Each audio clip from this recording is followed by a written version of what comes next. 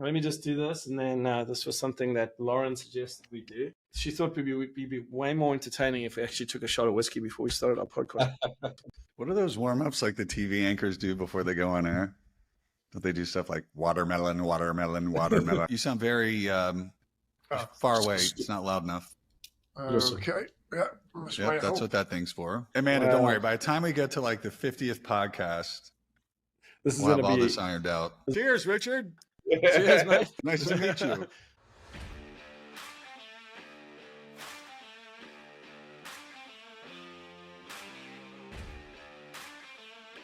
Welcome to the Opportunity Accelerators podcast. I'm Vince Verga, along with my friends, business partners, and co-hosts, the guys with the two best accents in all of IT services, Justin Vianello and Joe Mitchell.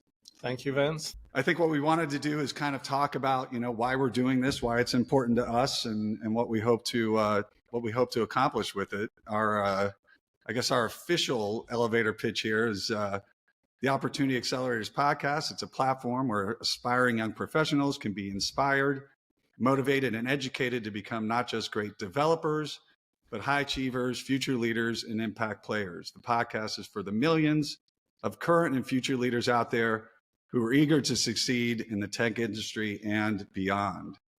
Would you guys like to expand on that? I thought it was beautiful. I thought the intro was wonderful. Yeah, when we were wanting to really get the message out and share or have a way of weaving our individual stories into some of the conversations we were having with our guests, we felt it was important to go on a journey with them. We know that the things that shapes people's lives and people's careers are the individual experiences that they have throughout their lives. And so rather than focusing on the technical parts of what they do, and rather than getting to the hardcore technical elements of what we do, we thought it would be more impactful to go on a personal journey with our guests. Couldn't agree more. Look, the journey to success has lots of ups and downs, and usually there's a whole bunch of challenges, but you meet some great people along the way who can take you under their wing and provide mentorship, and that certainly happened to me. And as I've met more and more people, I realized that it's happened to them. So to me, it's super exciting to share stories and to help motivate and inspire people. So I'm excited. Yeah. Yeah. And if you think about what we do as an organization, right, our purpose is to accelerate opportunity. And, we're training thousands of first generation professionals and military veterans. And I think, Joe, you just mentioned, I think we've all been very fortunate to have, people that we've worked with that we consider, mentors and set a great example for us. And, the point is we can give them a lot of sort of technical information in our training classes, but there's a whole bunch of stuff that you can only learn through somebody that's been there, right? And done that. Find out what you're good at. If you enjoy it, and you got a passion. When it happens, you're going to know it's right. The best way to build trust is to be yourself and be wide open, vulnerable, being completely who you are authentically, because pretending is the heaviest steel in the world. But I think if you're a good listener and you ask a lot of questions, you're able to build trust, right, with somebody. Right. Sort of that combination of be good to the people around you, but and give everything your all. None of us is going to be good at everything. And you're really a great leader when you realize what you're good at and what you're not good at, and you get other people, involved with you and in the mix. If you're genuine in that care for that individual and their perspective and where they're coming from, if that's your starting point, then things get really easy after that. We are all after the same thing. We can be helpful to each other. Let's figure out what that is. We have different positions, but we're all human beings with equal value, and never forget that. To really make it, what would you invest in? Invest in yourself. And I think you do those things not by complaining, but by doing. Having been built up in my own career and capabilities on the shoulder of other giants, right? Teachers that were amazing mentors, coaches who were also teachers who were amazing mentors, faculty members, parents who valued education and made sure that I had, every opportunity imaginable. There used to be this big tome produced every year called a Who's Who's Guide in American Leadership. And I would go through it religiously. I would identify people like Colin Powell, Robert Schnault, and while he was living, Reginald Lewis. And I would see what they did. Not only have I met all those folks, with the exception of Reginald Lewis, because he died when I was in college, but I have been in the same places with them that I used to read about in the 90s because I wanted to be them. A teacher who I told him I'm going to run for president or vice president of the Math and Science Club, and he said, "Oh no, that position's reserved for men." And I didn't even know what to think. I thought it was a joke. It was the first time that somebody had ever told me you can't do something. I was so frustrated. I said, "Fine, I'm going to run for president of the class and student council." The ability to kind of listen, ask a lot of questions. You've got to be competitive. You've got to be motivated. You've got to be persistent. You've got to be passionate.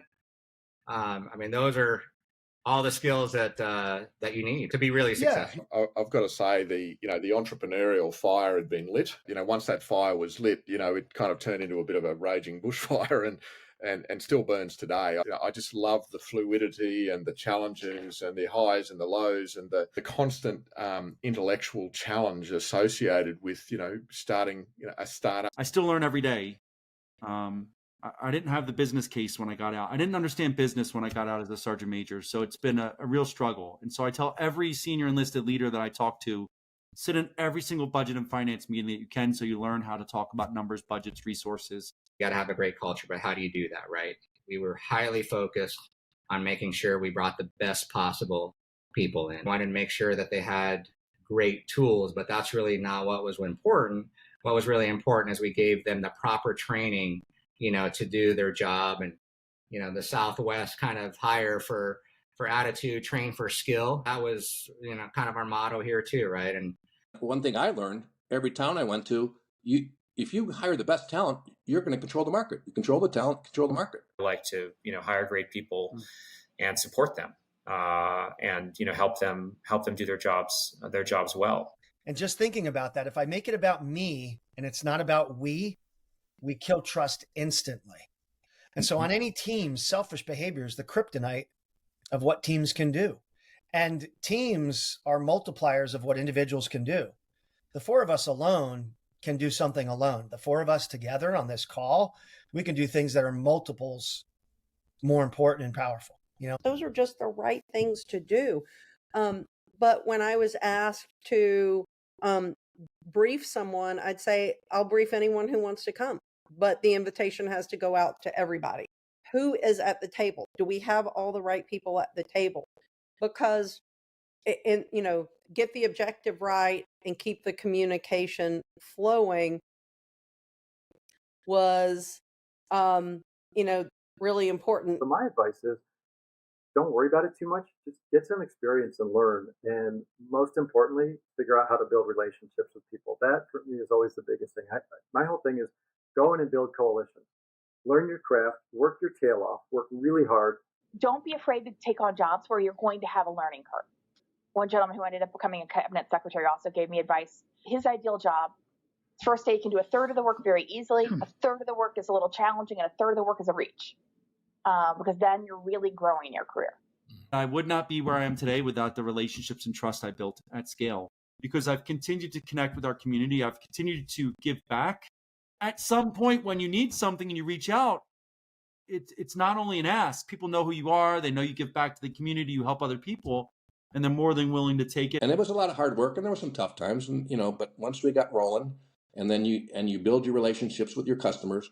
I've had the same customers through my whole career. Chase the experience, the grades will come, and the promotions will come. So making yourself the most desirable, most well-rounded, having the most experiences and expertise. It was a great journey and a great ride. Amazing. Yeah. Joe Mitchell is. Who? So what you're saying, Mike, what you're saying is you can make a lot more money at rugby. Yeah, if you're any good at rugby, right, you can be a great American football player, right? Not only do I look fabulous, but I'm able to celebrate my team's victory. I even went to nationals, but I got beat up by Hooters. Hooters was on the table next to me. They won the national award. If you're going to lose to a company, Hooters is a good one to lose to. Richard, can you explain to us what the term budgie smugglers means? Would you like a demonstration? No. Oh. If you lost a bet, would you pay the person? Yes. Mm-hmm. Listen, Take John. note, Joe Mitchell. Take note. John. Quiet leadership, Joe. Remember that. Quiet. Those are two words that we shouldn't put in the same sentence with Joe. Well, just curious. So thanks, Emily. Appreciate it. Can you see this? It looks delicious. Doug, this was meant to be. I think I just saw Joe's nose start bleeding a little bit more. He opened up his wound. Joe's not going to sleep tonight. Thanks, guys. You won't get away.